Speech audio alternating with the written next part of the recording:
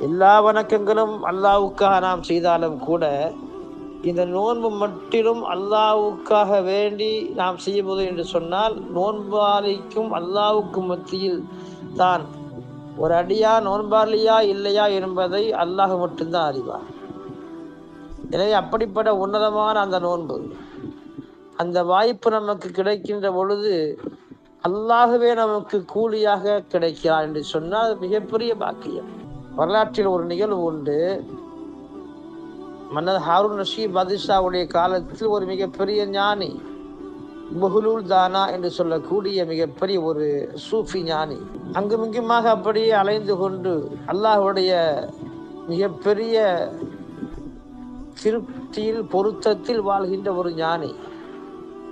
ஒரு முறை மன்னர் ஹாரூன் ரஷீத் பாதுஷா அவர்களும் அவருடைய அருமை மனைவி ஜுபைதா அம்மையாரும் ஒரு தெருவடியாக நடந்து கொண்டிருக்கின்ற பொழுது பஹ்லூல் தானா அவர்கள் தண்ணீரால் மண்ணை குலைத்து சிறு பிள்ளைகள் வீடு கட்டுவதை போன்று கட்டி கொண்டிருக்கிறார். ஜுபைதா அம்மையாரை பார்த்து பஹ்லூல் தானாவிடத்தில், சங்கைக்குரியவரே, பெரியவரே, தாங்கள் என்ன செய்து கொண்டிருக்கின்றீர்கள்? அற்புதமான வீடுகளை கட்டி கொண்டிருக்கின்றீர்கள் என்பதாக கேட்ட பொழுதுதான் இது சுவர்க்கத்தினுடைய மாளிகை என்பதாக சொன்னார் பஹ்லூல் தானா. சுவர்க்கத்தினுடைய மாளிகை என்பதாக சொல்கிறார். அப்படியா? அப்படி என்றால் எனக்கு அதை தருவீரா விலைக்கு என்பதாக சுபைதா அம்மையார் கேட்கிறார். 30 திர்ஹம் என்பதாக சொல்லப்பட்ட பொழுது 30 திர்ஹத்தை கொடுக்கின்றார் சுபைதா அம்மையார். இதை பார்த்து கொண்டிருந்த மன்னர் ஹாரூன் ரஷீத் பாதுஷா திரும்பி வருகின்ற பொழுது, என்ன இது பைத்தியக்காரத்தனமான ஒரு வியாபாரமாக இருக்கின்றது. அவர் ஏதோ களிமண்ணால் வீட்டை கட்டி கொண்டிருக்கிறார், சொர்க்க மாளிகை என்று சொன்னவுடன் நீ அப்படி 30 திர்ஹமை கொடுத்துட்டாய் என்பதா? அவருக்கு உதவ வேண்டும் என்று சொன்னால் ஏதாவது ஒரு 2-3 திர்ஹம் கொடுக்கலாம் அல்லவா என்பதாக ஹாரூன் ரஷீத் பாதுஷா சொல்கின்றார். அதை சிரிப்பாக கேட்டு கொண்டு வந்து விட்டார். ஹாரூன் ரஷீத் பாதுஷா இரவு உறங்குகின்ற பொழுது சொர்க்கத்துடைய மாளிகையினை கனவில் பார்க்கிறார். சொர்க்கத்திற்குள் பிரவேசிக்கிறார். அற்புதமான மாளிகை, அற்புதமான வீடுகள் அங்கே நிரம்ப கட்டப்பட்டிருக்கிறது. அதில் அழகான ஒரு வீடு. அந்த வீட்டை பார்த்து ஆச்சரியப்பட்டு அந்த அழகில் ரசித்து அதற்குள் நுழைய முற்படுகின்ற பொழுது நிறுத்தப்படுகிறார். இது ஆதா பைத்து ஜுபைதா, இது ஜுபைதா அம்மையாருடைய வீடு என்பதாக, மாளிகை என்பதாக சொல்லப்படுகின்றது. சட்டென விழிக்கின்றார். பகலில் நடந்த அந்த நிகழ்வு. ஜுபைதா அம்மையார் ஒரு 30 திர்ஹம் கொடுத்து வாங்கப்பட்ட இந்த மாளிகை இவ்வளவு மிகப்பெரிய அந்தஸ்துக்குரியதாக சுவன மாளிகையாக இருக்கின்றது என்பதாக நினைத்து காலை எழுந்தவுடன் வேகமாக ஓடுகிறார் பஹ்லூல் தானா என்ற அந்த ஞானியை பார்த்து.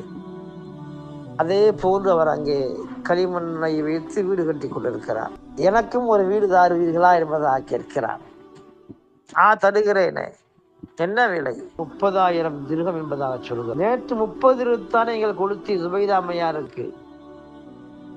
பஹ்லூல் தானா சொன்னார், சொர்க்க மாளிகை என்று சொன்னவுடன் அவர் அந்த மாளிகையை பார்க்காமலேயே அதை வாங்கியதால் அவருக்கு குறைந்த விலை.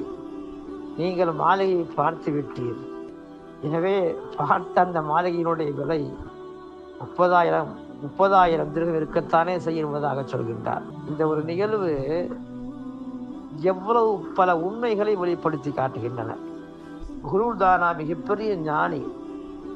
அன்றைய காலத்தில் வாழ்ந்த பெரும் மார்க்க அறிஞர்களுக்கெல்லாம் ஞான போதனை செய்தவர்கள். அல்லாஹ் ஹதீஸ் குத்ஸியில் சொல்கின்ற பொழுது, ஒரு அடியானை நான் நேசிக்க ஆரம்பித்து விட்டால் அவன் பிடிக்கும் பிடியாக, அவன் பார்க்கும் பார்வையாக, அவன் கேட்கும் செவியாக நான் மாறுவேன் என்பதாக அல்லாஹ் சொல்கின்றான் அல்லவா? பஹ்லூல் தானா அந்த மண்ணால் குலைத்து கட்டப்பட்ட அந்த வீட்டை சொர்க்க மாளிகை என்று சொன்னது சுயமாக சொன்னது அல்ல. அல்லாஹ்வுடைய நேசன், அல்லாஹ்வினால் நேசிக்கப்பட்ட அந்த மகான் சொன்ன வார்த்தை. அது உண்மையில் சொர்க்க மாளிகை என்பதை சுபைதா அம்மையா விளங்கி இருந்தார். அதனால் தான் விலை கொடுத்ததை வாங்கினார். எனவேதான் அந்த உண்மையினை வெளிப்படுத்தி காட்டுவதற்காக வேண்டி கனவின் மூலமாக ஹாரூன் ரஷீத் பாதுஷா அவர்களுக்கு அல்லாஹ் அந்த சூரத்தையும் அல்லாஹ் காட்டினார். ஆக நம்முடைய பழக்கம் என்னவென்று சொன்னால், அமலை செய்தால் இவ்வளவு நன்மை உண்டு என்று நாம் படித்திருக்கிறோம், ஹதீஸில் பார்க்கிறோம், படிக்கிறோம், கேட்கிறோம். அது கண்முன் பார்த்தால்தான், கண்முன் தெரிந்தால்தான் நன்மை என்பதாக நான் நினைக்கிறோம். அல்லாஹ்வும் ரசூலும் சொல்லிவிட்டால் அது நிச்சயமாக அந்த நன்மை நிச்சயமாக கிடைக்கும் என்ற நம்பிக்கை இருக்க வேண்டும்.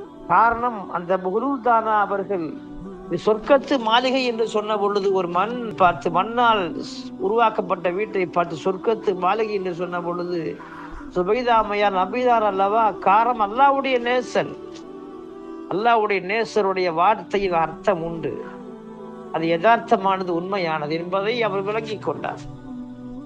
அல்லாஹ்வும் ரசூலும் நாம் வைக்கின்ற நோன்புக்கு இவ்வளவு நன்மை இருக்கின்றது, அல்லாஹ் சொல்கிறார் நானே கூலியாக மாறுவேன் என்பதா என்று சொன்னால் எவ்வளவு மகத்தான ஒரு நிகழ்வு. எனவே நாம் அந்த ரமதானை முழுமையாக நாம் பயன்படுத்தியாக வேண்டும்.